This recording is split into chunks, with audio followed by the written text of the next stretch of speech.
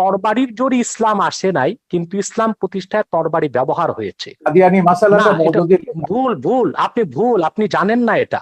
আমি open challenge করব, জাকির নায়েকের এমন একটি বক্তব্য কেউ দেখাতে পারবে না যেখানে তিনি সশস্ত্র, যেখানে তিনি সন্ত্রাসকে উস্কে দিয়েছেন। জাকির নায়েকের কোন একটি বক্তব্যে এটা দেখানো যাবে না। এটা কেমন ধর্মনিরপেক্ষতা আপনার? আপনার তো উচিত ছিল 57 ধারায় সব ব্লগারদেরকে গ্রেফতার করা হয়েছে। আপনার ব্লগারদেরকে হত্যার আগে কাউকে গ্রেফতার করা হয় নাই। যখন সরকার দেখেছে একটি ব্লগার বাংলাদেশে আর বেঁচে থাকবে না, তখন ব্লগারদের নিরাপত্তার জন্য তাদেরকে গ্রেফতার করা হয়েছে। তাদের আচ্ছা, দেলোয়ার হোসেন সাঈদীর ওয়াজকেও আপনি ওয়াজ বলবেন না? সাঈদী সাহেব তো দীর্ঘদিন যাবৎ ময়দানে নেই। তিনি বলেছেন যে অন্য ধর্মের মানুষকে হত্যা করতে। বাংলাদেশে যতজন ওয়াজকারী আছে সবচেয়ে পপুলার, সবচেয়ে বেশি পপুলার হচ্ছে সাঈদীর, এবং আপনি বাসে টাসে সব জায়গায় সাঈদীর ওয়াজই শুনবেন। তো যাই হোক, আমার কথা হচ্ছে আব্বাসী সাহেব, তিনি এদেশের মানুষের মন জয় করতে পেরেছিলেন। ঠিক আছে আব্বাসী সাহেব, আমার কথা হচ্ছে সকল এবং আপনাদের খিলাফত পৃথিবীর কোথাও নেই, খিলাফত কোথাও নেই। আমি দেখাচ্ছি খোলাফায়ে রাশিদিনে প্রমাণ হয়ে গেছে যে 3 জন খলিফাকে আপনারা হত্যা করেছে। আপনিই তো বলছেন মওদুদির আকীদাকে আপনারা ইসলাম বিরোধী মনে করেন, মওদুদির অনুসারীদেরকে আপনি বলবেন কেন? সেটা কি ইসলাম বলবেন কেন? ইসলাম তো সেটাই যেটা যেটা আমি আল্লাহ বলছি। দিয়েছেন। আপনি মওদুদিকে আপনি নাম দিবেন কেন? অতএব না জেনে এটাই আমি যেটা হচ্ছে, আপনি আহমেদ শফির কথা বললেন, আপনি একটু মন্তব্য করুন। এই আহমেদ শফি 2013 সালের 15ই ফেব্রুয়ারি সমস্ত তথাকথিত ইসলামিক পত্রিকাগুলোতে, জামাতের এবং তাদের সহযোগীদের পত্রিকা, আধা পৃষ্ঠা একটা খোলা চিঠি লিখেছেন প্রধানমন্ত্রীকে। সেখানে আমার নাম, মুনতাসির মামুনের নাম, জাফর ইকবালের নাম, আমাদের সবার নাম উল্লেখ করে বলেছেন যে এইসব নাস্তিক, মুরতাদ, কাফের এরা। এবং তারপর যেটা ব্লগারদের বিরুদ্ধে তিনি তার ঘাতকদেরকে লেলিয়ে দিলেন, তারপর তো সিরিজ অফ ব্লগার হত্যা আমরা দেখলাম, এবং প্রত্যেকে তারা বলেছে, এবং যারা ওই যে ইয়েটা করেছে, এই হলি আর্টিজান ঘটিয়েছে, তারাও বলেছে তারা জাকির নায়েকের ওয়াজ শুনে এবং আহমদ শফির ওয়াজ শুনে তারা এগুলো করেছে। ধর্ষণের ব্যাপারে তিনি যেটা বলেছে, ধর্ষণটা বেড়েছে কেন? আহমদ শফির সেই ওয়াজ কি আমরা ভুলে গেছি? এখনো ইউটিউবে আপনি পাবেন যে গার্মেন্টস এর মেয়েদেরকে তিনি ঘর থেকে বেরোতে মানা করছেন, ঘর থেকে বেরোলে পুরুষের লালা ঝরবে, এবং যে পুরুষের লালা ঝরবে না সে পুরুষ নয়, তাদেরকে প্রকারান্তরে যে গার্মেন্টস এর মেয়েদেরকে জেনাকারিনী বলছে, যে এরা বাইরে যায় জেনা করবার জন্য। এবং আমার ওই ছবি তো ওখানে আছে, একজন এসে বলেছেন যে ইসলামী আইন অনুযায়ী তিনি প্রমাণ ছাড়া এমন কথা বলতে পারেন না, সেই অনুযায়ী তার 80টা দৌড়া পেতে হবে। আমি সেইখানে যাচ্ছি না, আমার কথা হচ্ছে দিস ইজ বাংলাদেশ, এটা বাংলাদেশ। এখানে এখনো ইসলামী হুকুমত কায়েম হয়নি, এখনো কোরআনের আইন কায়েম হয়নি। বাংলাদেশ চলবে বঙ্গবন্ধু যে সংবিধান দিয়ে গেছেন সেই সংবিধান অনুযায়ী। যেদিন আপনারা খিলাফত কায়েম করবেন সেদিন আপনাদের কোরআনের আইন কায়েম করুন, আমাকে 100 বার আপনারা হত্যা করুন, তাতে কিছুই যায় আসে না। কিন্তু কথা হচ্ছে যতক্ষণ পর্যন্ত এটা বাংলাদেশ আছে, ততক্ষণ পর্যন্ত বাংলাদেশের সংবিধানের মূলনীতি আপনাকে বিশ্বাস করতে হবে, আমার বাঙালিত্বের চেতনাকে বিশ্বাস করতে হবে। ধর্ম আমি 100 বার বদলাতে পারি, কিন্তু আমি কখনো আমার এথনিক আইডেন্টিটি, বাঙালি সত্তা, আপনিও এখন বাংলায় কথা বলছেন, আপনি নিজেও একজন, 1000 বছর ধরে আপনার পূর্বপুরুষরা বাঙালি ছিলেন, এবং ইসলাম গ্রহণ করবার আগে অন্য ধর্ম ছিল কিংবা কোনো ধর্ম ছিল না। ধর্ম আপনি বদলাতে পারেন, কিন্তু যেটা আপনি বদলাতে পারেন না সেটা হচ্ছে আপনার জাতিসত্তা, এথনিক আইডেন্টিটি। এথনিসিটি অনুযায়ী আমরা 5000 বছরের একটা প্রাচীন জাতি, এই প্রাচীন জাতির আমাদের একটা সভ্যতা আছে, ঐতিহ্য আছে, এবং সংবিধানেও এগুলো রক্ষার কথা দায়িত্ব রাষ্ট্রকে দেওয়া হয়েছে। আমাদের ঐতিহ্য এগুলো আমাদের রক্ষা করতে হবে, তারপরে আমরা যে যা ধর্ম পালন করব। কেউ যদি ধর্ম পালন না করে, তারও এই দেশে থাকবার সমান অধিকার মর্যাদা দিতে হবে, এবং আছে, সংবিধান অনুযায়ী সেটা আছে। আমার কথা হচ্ছে সহিষ্ণুতা প্রদর্শন করুন, সৌভ্রাতৃত্ব প্রদর্শন করুন, ইসলামকে কলঙ্কিত করবেন না, রাজনীতি টেনে এনে সন্ত্রাসকে বৈধতা দিয়ে ইসলামকে আপনারা দয়া করে কলঙ্কিত করবেন না। পশ্চিমারা একটা অজুহাত পেয়ে গেছে, ইসলাম ব্যাশিং একটা শব্দ পশ্চিমে, এবং তাদেরকে গিয়ে বোঝাতে হয় যে না, আমাদের দেশে ইসলাম হচ্ছে, এটা সুফিদের ইসলাম, এটা শান্তির ইসলাম, কিছু সংখ্যক বিপদগামী, এগুলো আইএস আল কায়দার প্ররোচনায় তারা এগুলো করছে। কিন্তু এই কথাগুলো যখন আমরা ভিন্ন ধর্মকে যখন আক্রমণ করছি ওয়াজের নাম, ভিন্ন মতাবলম্বীদের যখন আক্রমণ করছি ওয়াজের নাম, এবং অশ্লীল কদর্য ভাষায় কথা বলা হচ্ছে, এবং তখন আপনি কি ধারণাটা দিচ্ছেন ইসলাম সম্পর্কে সেটা বলুন। এবং সেইটার যদি বদলা যদি ভারতের হিন্দু মৌলবাদীরা নেয় কিংবা বারবার বুদ্ধিস্ট মৌলবাদীরা নেয়, সেটার আপনি কি জবাব দেবেন? এই জন্য আমি বলি যে বিশ্বের 57টা দেশে মুসলমানরা মেজরিটি, মাইনরিটির রেসপেক্ট করুন, সমান অধিকার মর্যাদা দিন, তাদেরকে ওইভাবে ফতোয়া দিয়ে তাদেরকে হত্যা বা আঘাত করবার ক্ষেত্র তৈরি করবেন না, তাদেরকে প্ররোচিত করবেন না কাউকে যে না শাহরিয়ার কবিরকে হত্যা করলে তুমি বেহেশতে যাবে। এটাই তো তৈরি করা হচ্ছে উন্মাদনা। ব্লগার হত্যার পেছনে এটাই ছিল যে ওকে খুন করতে পারলে, বাবাকে খুন করতে পারলে তুমি বেহেশতে যাবে। জি, জনাব এটাই সাহেব, আমি আপনার কাছে অনেকগুলি প্রশ্ন দর্শক সারি থেকে অনেকেই লিখেছেন। আমি সব প্রশ্ন করা সম্ভব নয়। প্রায় 9,000 শেয়ার করেছেন, এখান থেকে প্রায় হাজার হাজার মন্তব্য এসছে। কেউ কেউ লিখেছেন, যেমন এম এ বাসিত আশরাফ, তিনি লিখেছেন পৃথিবীতে, শাহরিয়ার কবির সাহেবের কাছে প্রশ্ন করেছেন, পৃথিবীতে প্রথম মানবাধিকার এবং নারীদের সম অধিকারের প্রতিষ্ঠাতা কে? উনি কি জানেন পশ্চিমা বিশ্বের দার্শনিকেরা পৃথিবীর শ্রেষ্ঠ মানব দরদী মানুষ হিসেবে কাকে স্বীকৃতি দেয়? ডেফিনেটলি তিনি কাকে মিন করেছেন আপনি জানেন। সেক্ষেত্রে আপনার বক্তব্য জানতে চেয়েছে এই একজন লেখক। এরপরে রয়েছেন কাফায়েতুল্লাহ সাহেব, আপনার মুক্তিযুদ্ধের অবদান সম্পর্কে জানতে চেয়েছে। এরপরে লিখেছেন, বাংলাদেশের স্বাধীনতা আন্দোলনে যারা যুদ্ধ করেছে তারা কি সবাই স্বাধীনতা বুঝতো? তারা কি জেনে শুনে সবাই মুক্তিযুদ্ধে অংশগ্রহণ করেছে? তাহলে নাস্তিকের বিরুদ্ধে আন্দোলন করতে হলে সবাইকে জানতে হবে কেন? এই ধরনের অনেকগুলি প্রশ্ন করেছেন। মাওলানা ওমর ফারুক লিখেছেন, পারভেজ জুয়েল লিখেছেন, এমডি মাসুম লিখেছেন, শাহিদ আহমেদ লিখেছেন, অনেকেই লিখছেন, লিখে যাচ্ছেন। আপনারা লিখতে থাকুন, আমি সম্ভব হলে কিছু নেব।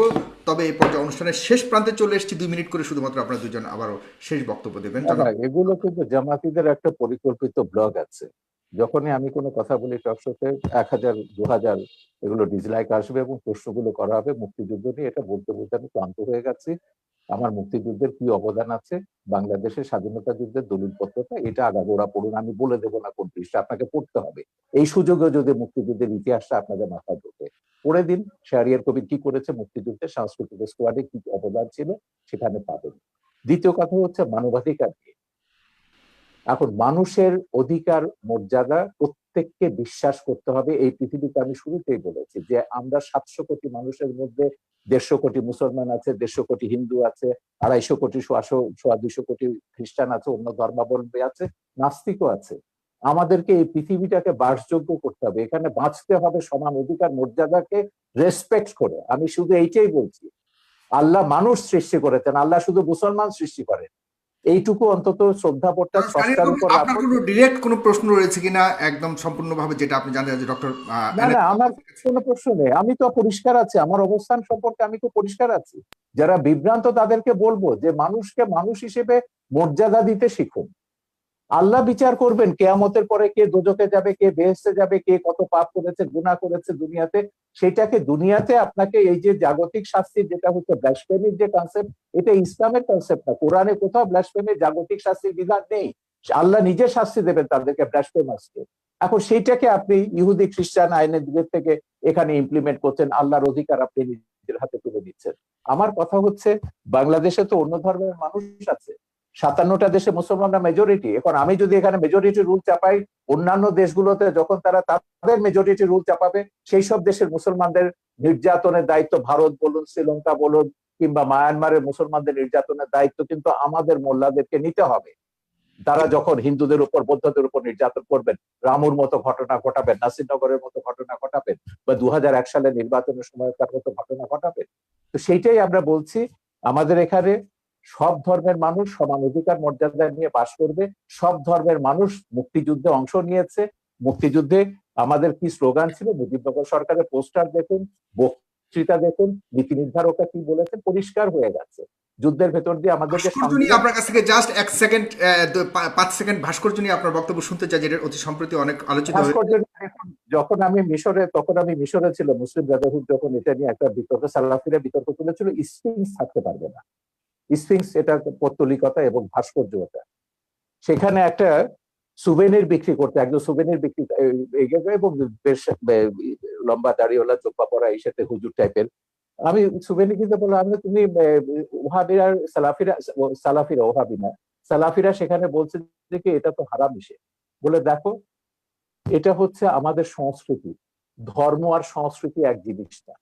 সংস্কৃতিটা হচ্ছে খ্রিস্টান মুসলমান নির্বিশেষে, এটা সবগুলো আমাদের সংস্কৃতির অন্তর্গত। সালাফিরা দাবি করেছিল, মুসলিম ব্রাদারহুড তখন ক্ষমতায় ছিল, তারা সেটা ভাঙেনি। তিনি যে বলছেন যেসব দেশ খেলাফতের দিকে যাচ্ছে, বিশেষ করে তুরস্কের কথা তিনি উল্লেখ করলেন। হ্যাঁ, তুরস্ক খেলাফতের কথা বলছে, একটা ভাস্কর্য ভেঙেছে, উল্টো তারা নাকি এখন বঙ্গবন্ধুর ভাস্কর্য বসাবে আঙ্কারাতে। এই হচ্ছে ইসলাম, যেটা এরদোয়ান তুরস্কে করছে। তুরস্কে আমি হযরত জালালউদ্দিন রুমির বিশাল ভাস্কর্য দেখেছি, অন্যান্য ইসলামিক সুফিদের ভাস্কর্য দেখেছি, ইরানে আমি সুফিদের ভাস্কর্য দেখেছি। তো ভাস্কর্যের সঙ্গে ইসলামের বিরোধ আছে, যেটা বলেন এটা সম্পূর্ণ রাজনৈতিক পক্ষপাতী। ভাস্কর্য সভ্যতার অংশ, ইতিহাসের অংশ, ইতিহাসের মহানায়ক সেটা ইসলামিক স্কলার আছেন, অন্যান্য আছেন, স্কলাররা আছেন। মিশরে যান, ইসলামিক স্কলার কেন, বুদ্ধিজীবীদের দেখবেন, সঙ্গীতকারদের দেখবেন।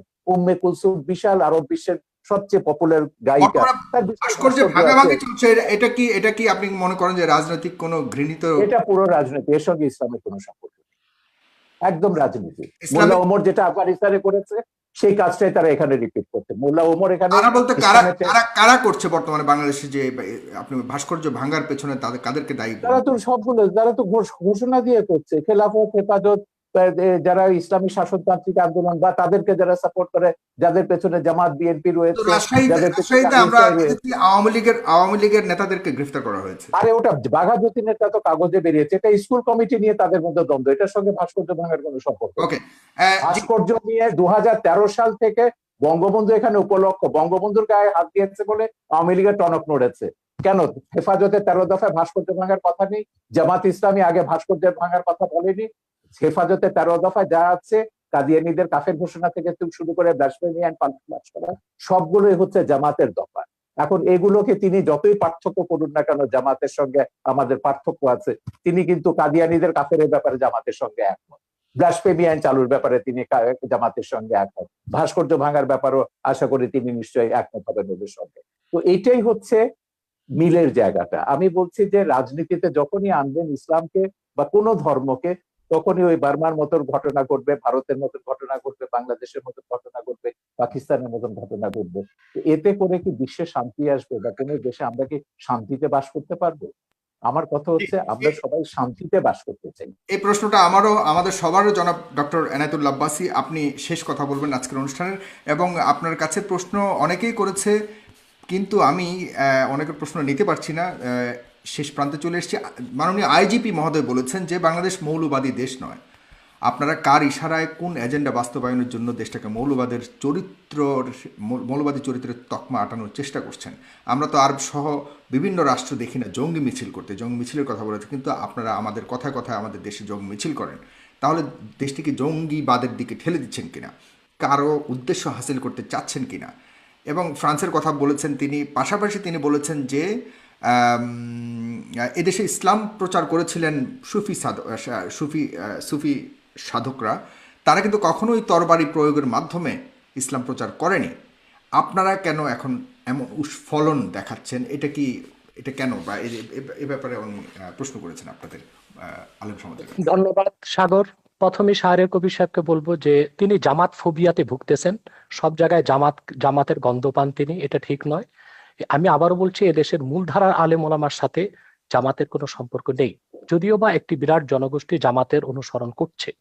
কাদিয়ানীরা নিঃসন্দেহে অমুসলিম এবং কাফের, এটা পৃথিবীর সকল মুসলমানের মত, কোরআনের মত, সুন্নার মত, ইজমায় উম্মতের মত।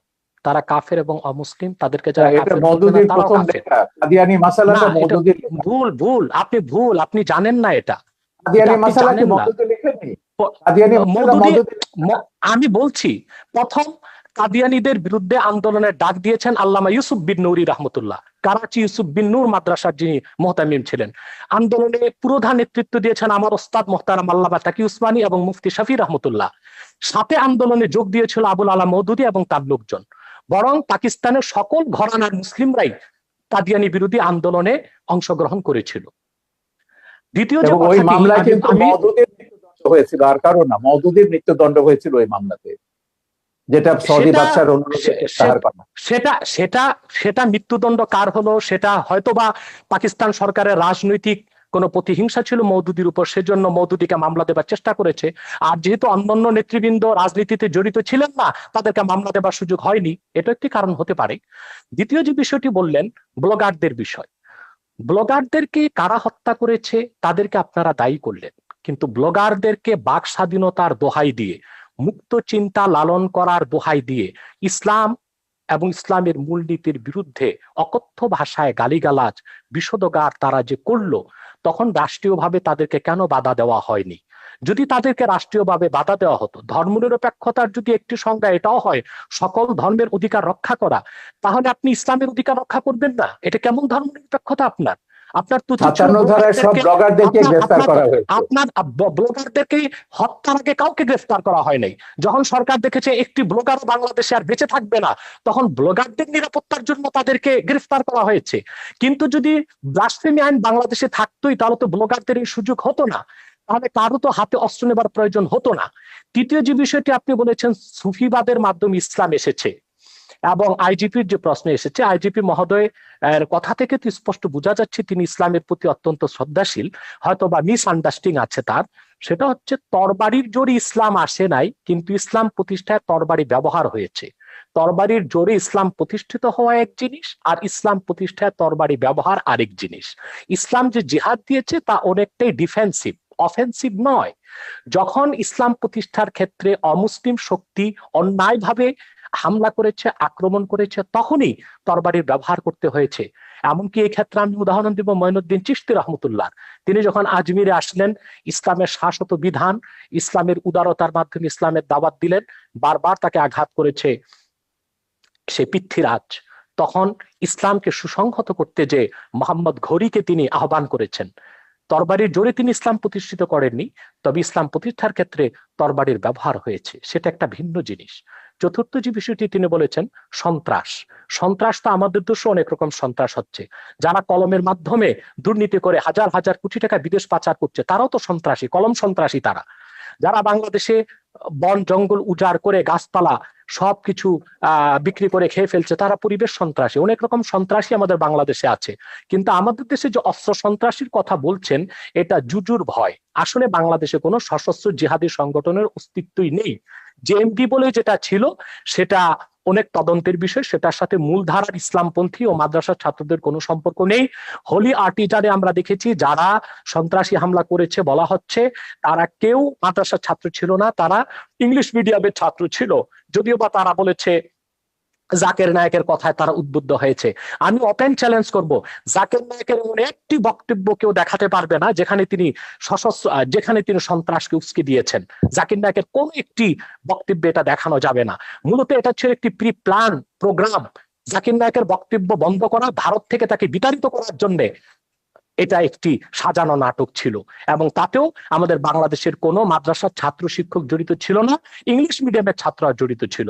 অতএব কথায় কথায় সন্ত্রাসের দায়ভার এদেশের আলেম ওলামা, পীর মাশায়েখ ও মাদ্রাসা ছাত্রদের উপর দেওয়া, এটা অবিচার ছাড়া আর কিছুই নয়। এটা প্রত্যক্ষ বা পরোক্ষ যেভাবেই হোক ইসলাম বিদ্বেষ ছাড়া আর কিছু নয়। শিক্ষা ব্যবস্থায় আজকে ধর্মনিরপেক্ষতার প্রভাব বাড়ানো হয়েছে। সেখানে বাংলাদেশের শিক্ষা ব্যবস্থায় যে ধর্মনিরপেক্ষতার প্রভাব আসতেছে, সেটাকে আমরা দেখতেছি ধর্মহীনতা। ইসলামের মূল আকীদা বিরোধী অনেক শিক্ষা আমাদের শিক্ষা ব্যবস্থায় ঢুকানো হয়েছে। যেমন নবম থেকে মাস্টার্স পর্যন্ত প্রাণীবিজ্ঞান, জুলজিতে দ্য থিওরি অফ এভোলিউশন, ডারউইনের বিবর্তনবাদকে ঢুকানো হয়েছে বাংলাদেশে। অথচ সারা দুনিয়ার বিজ্ঞানীগণ একমত হয়েছে, the theory of evolution is not a scientific fact, it is nothing but hypothesis of Darwin. বিবর্তনবাদ এটা বৈজ্ঞানিক কোনো প্রমাণিত বিষয় নয়, এটা হচ্ছে ডারউইনের একটি মন গড়া মতবাদ। অথচ তা আমাদের শিক্ষা ব্যবস্থায় ঢুকানো হয়েছে। যারাই বিবর্তনবাদ করবে, পরকালে তারা অবিশ্বাসী হবে, ইসলাম থেকে তারা দূরে সরে যাবে। অত্যন্ত কৌশলে ধর্মনিরপেক্ষতা যে সংজ্ঞাতেই আমাদের দেশে বলা হোক, বঙ্গবন্ধু যে সংজ্ঞায় ধর্মনিরপেক্ষতার কথা বলেছিলেন, আজ ধর্মনিরপেক্ষতার ধ্বজাধারীরা বঙ্গবন্ধু সেই আদর্শে নেই, তারা ধর্মনিরপেক্ষতাকে ধর্মহীনতার দিকে নিয়ে যাচ্ছে। অতএব যদি প্রকৃত অর্থেই বঙ্গবন্ধুর ধর্মনিরপেক্ষতাকে সংবিধানে প্রতিষ্ঠিত করা হয়, সেটা ধর্মহীনতা নয়, বরং তার নাম পরিবর্তন করে এমন একটি নাম দেওয়া দরকার যেটার সাথে ধর্মনিরপেক্ষতার কোনো সম্পর্ক প্রমাণিত হবে না। ধন্যবাদ। ধর্মনিরপেক্ষতা বঙ্গবন্ধুর দেয়া নাম। সেকুলারিজম বাংলা তর্জমা তিনি ধর্মনিরপেক্ষতায় করেছেন। রাষ্ট্র ধর্মের ব্যাপারে নিরপেক্ষ থাকবে, সব নাগরিক সমান অধিকার মর্যাদা ভোগ করবে, এটাই হচ্ছে বঙ্গবন্ধু ধর্মনিরপেক্ষতার সারকথা।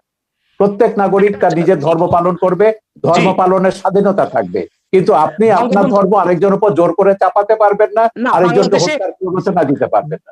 বাংলাদেশে কোন মুসলিম চিন্তাবিদ ইসলাম ধর্মকে অন্যের উপর চাপিয়ে দেবার চেষ্টা করেননি, এর কোন নজির ওয়াজগুলো আপনারা দেখেন। দেখাতে পারবেন না। না না, ওয়াজ বা আমি প্রত্যেকটা নিজে ওয়াজে ওয়াজ তারা করি, আপনি আপনি ওয়াজ শুনেছেন না আওয়াজ শুনেছেন আমি জানি না। কোরআন সুন্নাহ বিরোধী যেটা হয় সেটা ওয়াজ নয়, সেটা আওয়াজ। বাংলাদেশে অনেক নিম্নমানের বক্তব্য বের হয়ে গিয়েছে যারা গলাবাজির মাধ্যমে ওয়াজ করতেছে, সেটাকে আমরা ওয়াজ বলি না, সেটাকে আমরা আওয়াজ বলি। তাদের আচ্ছা, বক্তব্য দেলোয়ার অথেন্টিক হোসেন নয়। সাইদির ওয়াজকেও আপনি ওয়াজ বলবেন না? সাইদি আপনি সাহেব কি তো দেলোয়ার, দীর্ঘদিন যাবত ময়দানে নেই, তার উনি তো তার ওয়াজ দীর্ঘদিন যাবত কিন্তু ময়দানে নেই। ইউটিউবে আছে, তার বহু ওয়াজ ইউটিউবে আছে, আমার ছবিতেও আছে। বলুন তিনি একজন প্রকৃত ওয়াজকারী কিনা। তিনি বলেছেন যে অন্য ধর্মের মানুষকে হত্যা করতে, তিনি এটা আমি বলেছেন যদি কোন বক্তব্যে? আমি যদি দেখাতে পারি আমি তার এক বক্তব্য আমার শুনেছি, তিনি ছবিতে, আমি আমার আমি ছবিতে নিজে যেটা দেখেছি। আমি জি, আপনাকে বলি, এদের যে ওই যে মুফতি হান্নানের উপর যে ছবিটা বানিয়েছি, যে সাইদির একজন খুব ঘনিষ্ঠ অনুসারী ছিল যখন সে জামাত করতো, সে প্রত্যেকের নাম ধরে বলেছে, শামসুর রহমান থেকে শুরু করে হুমায়ুন আজাদ থেকে শুরু করে তসলিমা। আমি বলে দেখে লেখা পড়েছে, বলে না লেখা পড়েনি, কিন্তু আমাদের হুজুররা বলেছেন এরা ইসলাম বিরোধী, এরা মুরতাদ, এরা কাফের এবং এরা ওয়াজিবুল কাতাল, ওদেরকে যেখানে পাওয়া যাবে সেখানে হত্যা করতে হবে। এটা পড়ছে, এটা জিহাদ ছবিতে আমি দেখেছি। ওয়াজের সাইদির বক্তব্য আছে, হান্নানের বক্তব্য আছে, মুফতি হান্নানের বক্তব্য আছে, আপনি দেখে নিন, ইউটিউবে পাবেন। আমার মনে হয় জালাল হোসেন সাইদি সাহেব এতটা পাতলা কথা বলার লোক নয়, যদিও বা আমি তার অনেক বক্তব্য শুনিনি। তবে আমি তার একটি বক্তব্যে দেখেছি, তিনি যখন বা ধর্ম মন্ত্রণালয়ের স্থায়ী কমিটির সদস্য ছিলেন, তিনি হিন্দুদের পূজা মণ্ডপে গিয়েছেন এবং তাদেরকে নিরাপত্তার ব্যবস্থা করেছেন, সেটাও তো প্রমাণ রয়েছে। তা আপনি এবং কিভাবে 71 বলবেন যে সালে তিনি হিন্দুদের কি করেছেন সেটা ট্রাইব্যুনালে প্রমাণ হয়েছে। 71 সালে তিনি হিন্দুদের উপর কি করে জোর করে কাকে মুসলমান বানিয়েছেন, কাকে পাকিস্তানিদের ধরিয়ে দিয়েছেন, ও সাক্ষীরা তো ট্রাইব্যুনালে এগুলো প্রমাণ করেছে। সেটা তো ট্রাইব্যুনালের বিষয়, কিন্তু দেলোয়ার হোসেন সাইদি সাহেব মানি ওয়াজ নয়, আর দেলোয়ার হোসেন সাইদি সাহেব মানি এদেশের আলেম ওলামা নয়। সেটা একটি বিচ্ছিন্ন বিষয়কে টেনে সকল আলেম ওলামা পীর মাশায়েখ এবং ওয়াজ আমি নসিহতের উপর জানি যে সাইদির এইভাবে চেয়ে দায় চাপিয়ে পপুলার দেওয়া উচিত হবে ওয়াজকারী না। আর কেউ নেই বাংলাদেশে। বাংলাদেশে সেটা তার যতজন ওয়াজকারী আছে সবচেয়ে পপুলার, সবচেয়ে বেশি পপুলার হচ্ছে সাইদির, এবং আপনি বাসে টাসে সব জায়গায় সাইদির ওয়াজই শুনবেন। তো যাই হোক, তাতে আমার তো কথা আপনি হচ্ছে তাতে তো আপনি প্রমাণ আমার কথা করছেন হচ্ছে তিনি আব্বাসী জনপ্রিয়, সাহেব, তিনি এদেশের আব্বাসী মানুষের মন সাহেব, জয় করতে হ্যাঁ, পেরেছিলেন। ঠিক আছে আব্বাসী সাহেব, আমার কথা হচ্ছে আপনি আগেও বলেছেন আমরা ইসলাম বা কোনো ধর্মের বিরুদ্ধে নয়। আপনি শান্তিপূর্ণভাবে ওয়াজ করুন, ইসলামে আহ্বান করুন, কিন্তু সন্ত্রাস, হানাহানি, একে মারো, ওকে ধরো, ওকে জবাই করো, এগুলো, এই হুমকি রাষ্ট্রকে ইসে করতে হবে, এটা করতে হবে, জেহাদ করতে হবে।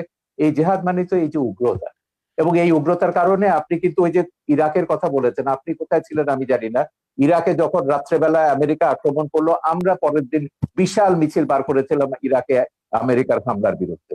এখন ইরাকে কি করেছে? ইরাকে তো একটা সেকুলার ইস্যু ছিল, ইরাক ছিল সাদ্দাম হোসেনের, এবং সেই সেকুলার কি ইস্যুর পরে করতো কি হলো, সেজন্য ইরাকে, মিছিল করেছেন।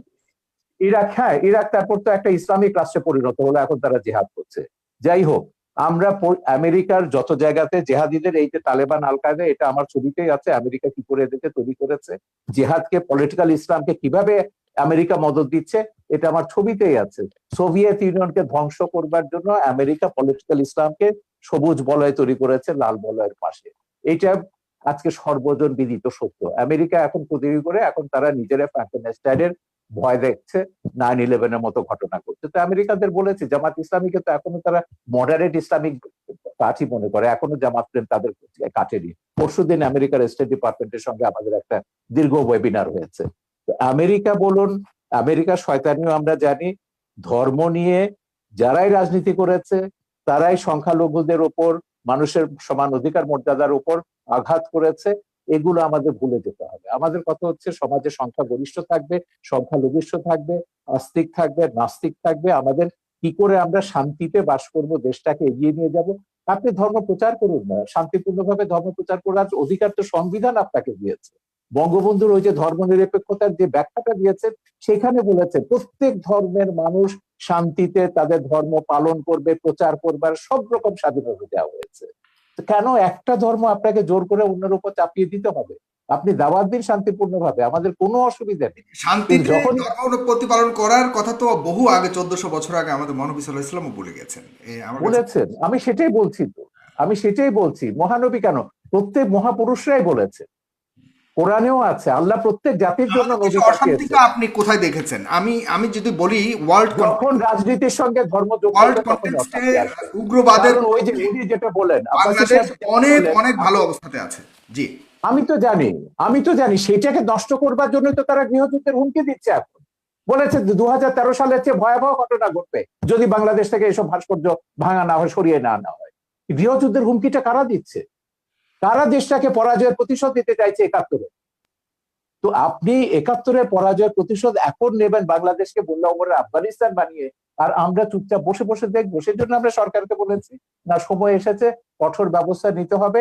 এই দেশে ধর্মের নামে কোনো সন্ত্রাস অনুমোদন করা যাবে না, সেটা যে কোনো ধর্মের নামে। জি, জনাব আব্বাস সাহেব। জি, জনাব সাগর সাহেব, উনি যে কথা বলেছেন যে আসলে ওনারা যে ধর্মনিরপেক্ষ এবং অসাম্প্রদায়িক রাষ্ট্র চান, পৃথিবীর পৃথিবীর কোন রাষ্ট্রে সেই কল্পিত ধর্মনিরপেক্ষ রাষ্ট্র বাস্তবে নেই, অসাম্প্রদায়িক রাষ্ট্র নেই। সকল এবং অসাম্প্রদায়িকতা আপনাদের খিলাফত পৃথিবীর এবং কোথাও নেই, আছে, খেলাফত কোথাও আমি নেই। দেখাচ্ছি, আমি দেখাচ্ছি, আমি দেখাচ্ছি, খোলাফায়ে আমি রাশিদিনে দেখাচ্ছি, প্রমাণ হয়ে আমি গেছে যে দেখাচ্ছি, 3 জন আমি খলিফাকে আপনারা দেখাচ্ছি। হত্যা করেছে। শেষ করি, 3 জন আমি খলিফাকে আপনার কথা বলার সময় কথা মুসলমানরা বলি নাই, হত্যা করেছে। সেটা আমি বলছি, আমি সেটা বলছি, সেই কল্পিত ধর্মনিরপেক্ষ রাষ্ট্র, কল্পিত অসাম্প্রদায়িক রাষ্ট্র পৃথিবীর কোথাও নেই। যদি ধর্মনিরপেক্ষতা অর্থ এটাই হয় সকল ধর্মের অধিকার রক্ষা, তো বাংলাদেশে ব্লগাররা যখন তখন ইসলাম বিরোধিতা করে, সেটা ইসলামের অধিকারকে ক্ষুণ্ণ করা হয়, তখন ধর্মনিরপেক্ষতা কোথায় থাকে? ব্লগাররা বাক স্বাধীনতার নামে আল্লাহ রসুল মোহাম্মদ সাল্লাহ আলাইহি সাল্লামের আরশচুম্বী মর্যাদার বিরুদ্ধে বক্তব্য দেয়, তখন ধর্মনিরপেক্ষতার কনসেপ্ট কোথায় থাকে? অতএব ধর্মনিরপেক্ষতা যারা বাংলাদেশে করতে চায় তাদের উদ্দেশ্য হচ্ছে ইসলামকে ঠেকানো, এছাড়া আর কিছুই নয়। দ্বিতীয়, তিনি খেলাফত রাষ্ট্রের কথা বলেছেন। খেলাফতের কথা, খেলাফত হচ্ছে কি? খেলাফত হচ্ছে তানফিজু আহকামিল্লাহি আজ্জা ওয়া জাল্লা, ভূপৃষ্ঠে আল্লাহর বিধানকে প্রতিষ্ঠিত করা। আমি বলবো, যদিও আরবে রাজতন্ত্র প্রচলিত আছে, কিন্তু তার সম্পূর্ণ খেলাফত ভিত্তিক চলছে দেশ। সেখানে বেনামাজিকে 25 বেত্রাঘাত করা হচ্ছে, সেখানে যারা চুরি করছে তাদের হস্তকর্তন হচ্ছে, যারা জেনা করছে তাদেরকে সাঙ্গে সার করছে। এটা খেলাফত। যদিও নামে তা মুলুকিয়াত বা রাজতন্ত্র, যদিও সেটা রাজতন্ত্র, কিন্তু সেখানে খেলাফত আছে এবং খেলাফতের সব সুযোগ সুবিধা আরবের লোকজন গ্রহণ করছে। এবং আমরা দেখতে পাচ্ছি, সেখানে আমরা দেখতে পাচ্ছি দাম্মামে, জেদ্দাতে প্রচুর মুসলিম খ্রিস্টান আছে, তাদেরকে আলাদা জায়গায় তাদের ধর্মকর্ম পালনেরও ব্যবস্থা দেওয়া হয়েছে। একটি খেলাফত রাষ্ট্রের সমস্ত সুযোগ সুবিধা প্রতিষ্ঠিত আছে, আমরা দেখতে পাচ্ছি আরবে। অতএব দ্বিতীয় আরেকটি বিষয়, খেলাফতের অনেকগুলো ধারা আছে। পীর মুরিদির মাধ্যমে ইসলামের যে দাওয়াত পৃথিবীতে ছড়ানো হচ্ছে, সেটাও খেলাফতের একটা অংশ। এবং খেলাফতের আরেকটা অংশ হচ্ছে দিনের উপর অটল অবিচল থাকা। অধিকাংশ মুসলমান দিনের উপর অটল অবিচল থেকে জীবনযাপন করছে। রাষ্ট্রীয়ভাবে খেলাফত প্রতিষ্ঠা, সেটা মাত্র 100 বছর যাবৎ পৃথিবীতে নেই। 96 বছর আগে অবসান ঘটেছে। অতি দ্রুত মুসলিম রাষ্ট্রগুলো আবার খেলাফত ব্যবস্থায় ফিরে যাবে। আপনি যে তালেবানের কথা বলেছেন, তালেবান সন্ত্রাসী, সে সন্ত্রাসীদের সাথে যুক্তরাষ্ট্র কাতারে চুক্তিবদ্ধ হয়েছে। এখন তো সে আফগানিস্তান আবার খেলাফতের প্রতি ধাবিত হচ্ছে। পৃথিবীর সুপার পাওয়ার আমেরিকা, অন্যান্য খ্রিস্টান রাষ্ট্রগুলো তা তো থামাতে পারলো না। ব্যর্থতা কি পুঁজিবাদের নয়? পৃথিবীব্যাপী সন্ত্রাসকে উস্কে দিচ্ছে পুঁজিবাদ, আর সেটার একমাত্র উদ্দেশ্য হচ্ছে ইসলামের রাজনৈতিক উত্থানকে ঠেকানো ছাড়া আর কিছু নয়। আর আমি অনুরোধ করব বাংলাদেশের বুদ্ধিজীবী সমাজকে, ইসলামকে বিভিন্ন নামে আপনারা অভিহিত করবেন না। রেডিক্যাল ইসলাম, মডারেট ইসলাম, এই নামগুলো ইসলামের ক্ষেত্রে আপনি প্রযোজ্য তো নয়। বলছেন ইসলাম মওদুদির একটি। আকীদাকে আপনারা ইসলাম বিরোধী মনে করেন, মওদুদির হ্যাঁ, সেজন্য অনুসারীদেরকে সেটাকে আপনি ইসলাম বলবেন মুসলমান। কেন? সেটাকে ইসলাম বলবেন কেন? ইসলাম তো সেটাই ওইটাই তো যেটা আমি আল্লাহ বলছি। দিয়েছেন, আপনি সেটা তো সেটাই। মওদুদিকে, আপনি নাম আপনি দিবেন কেন? আপনি সেটাকে নাম দেওয়া জামাতকে যাবে না। মুসলমান বলবেন না, ইসলাম আপনি ইসলাম জামাতকে ইসলামের মুসলমান বলবেন না, জামাতও আপনাকে মুসলমান মনে করে না। তো এই বিরোধের মীমাংসা রাষ্ট্র কেন নেবে? আপনাদের এই না বিরোধের না মীমাংসায় না আমি কেন যাব? না না, আমি এটা রাষ্ট্র বলছি এখানে না যেতে তাদেরকে পারে না। মুসলমান মনে করি না, এটা বলা হচ্ছে না, কিন্তু তারা যে ইসলামের ব্যাখ্যা দিবে সেটাই ইসলাম, এটা আমি স্বীকার করব না। না না, এটা ইসলাম তো হাফেজি সেটাই হুজুর যেটা থেকে শুরু আল্লাহ করে, দিয়েছেন। ইসলাম হাফেজি তো হুজুর সেটাই থেকে যেটা শুরু আল্লাহ করে দিয়েছেন। 72টা ওলামায়ে কেরাম তারা বলেছেন মওদুদির অনুসারীদের পেছনে নামাজ পড়া হারাম। এগুলো ফতোয়া আমরা দেখেছি, মওদুদির বিরুদ্ধে ফতোয়া দেখেছি, মওদুদির পক্ষেও দেখেছি। এই বিতর্কে রাষ্ট্রকে জড়াবেন না, এটা আলেমরা নিজেরা নিজেদের মধ্যে ফয়সালা করুন। জি, আমরা এই বিতর্কটা রাষ্ট্রের মধ্যে আনতে চাই। আমরা অনুষ্ঠানের প্রায় শেষ প্রান্তে চলে এসেছি। শুধুমাত্র শেষ করতে হবে, আমার যেতে হবে সাগর ভাই। 1 সেকেন্ডে 1 শুধু ঘন্টা প্রোগ্রাম আপনার। মন্তব্য করবেন জনাব এনায়েতুল্লাহ আব্বাসী, যে ভাস্কর্য বিতর্কে অনেকটাই আপনারা পিছিয়েছেন। অনেকে মনে করছেন আপনাদের হয়তো কিছুটা প্রাপ্তি যোগ হয়েছে। সেক্ষেত্রে এই পিছিয়ে আসাটাকে ধর্ম অনুভূতির মলাটে শুধুই প্রাপ্তি আর স্বার্থের রাজনীতি কিনা? চমৎকার প্রশ্ন করেছেন। আপনার উত্তরটি আমি দিচ্ছি। প্রথমে বলছি যে আমরা আহ ইসলামের ব্যাখ্যা কোনো ব্যক্তি থেকে নিব না। আমরা ইসলামের ব্যাখ্যা নিব কোরআন থেকে, হাদিস থেকে এবং আইম্মায়ে মুজতাহিদিন থেকে, সালফে সালিহিন থেকে। অন্য কোনো ব্যক্তি বা অন্য কোনো ব্যক্তির কোনো ব্যাখ্যা আমরা যদি কোরআন সুন্নাহ মোতাবেক হয় সেটা গ্রহণ করব, নতুবা সেটা পরিত্যাজ্য। যে কথাটি বলছেন আপনি ভাস্কর্যের ব্যাপারে, যে ভাস্কর্যের ব্যাপারে আমার আন্দোলনটা ছিল অরাজনৈতিক বিরুদ্ধে, আর অনেকে করেছেন রাজনৈতিক ভাবে।